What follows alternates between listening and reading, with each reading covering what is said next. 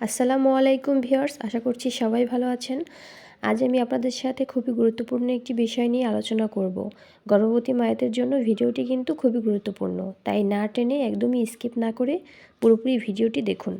তো আজকে আলোচনার বিষয় হচ্ছে গর্ভাবস্থায় যেসব খাবার না খেলে বাচ্চার ক্ষতি হতে পারে সেসব খাবার নিয়ে। গর্ভাবস্থা একজন মায়ের জন্য খুবই গুরুত্বপূর্ণ একটি সময়। এ সময় দরকার বাড়তি যত্নের। ঠিক তেমনই খাবারের বিষয়েও খেয়াল রাখতে হবে। স্বাস্থ্যকর এবং আয়রন সমৃদ্ধ খাবার গ্রহণ করতে হবে, না হলে বাচ্চার সঠিক বিকাশ বাধাগ্রস্ত হবে। তো চলুন জেনে নেওয়া যাক সেসব খাবার সম্পর্কে। ফলিক অ্যাসিড সমৃদ্ধ খাবার যেমন পালং শাক, ব্রোকলি, ডাল। ফলিক অ্যাসিডের অভাব হলে বাচ্চার নিউরাল টিউব ডিফেক্ট হতে পারে। আয়রন সমৃদ্ধ খাবার লাল মাংস, মুরগির মাংস, মাছ।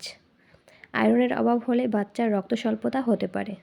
ক্যালসিয়াম সমৃদ্ধ খাবার যেমন দুধ, দই, পনির। ক্যালসিয়ামের অভাব হলে বাচ্চার হাড়ের বিকাশ ব্যাহত হতে পারে।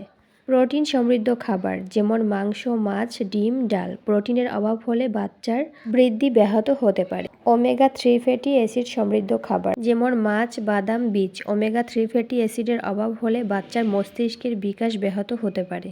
ভিটামিন ডি সমৃদ্ধ খাবার যেমন দুধ, মাছ, ডিম। ভিটামিন ডি এর অভাব হলে বাচ্চার হাড়ের বিকাশ ব্যাহত হতে পারে। জিঙ্ক সমৃদ্ধ খাবার জিঙ্ক সমৃদ্ধ খাবার যেমন মাংস, মাছ, ডিম, বাদাম। জিঙ্কের অভাব হলে বাচ্চার রোগ প্রতিরোধ ক্ষমতা কমে যেতে পারে।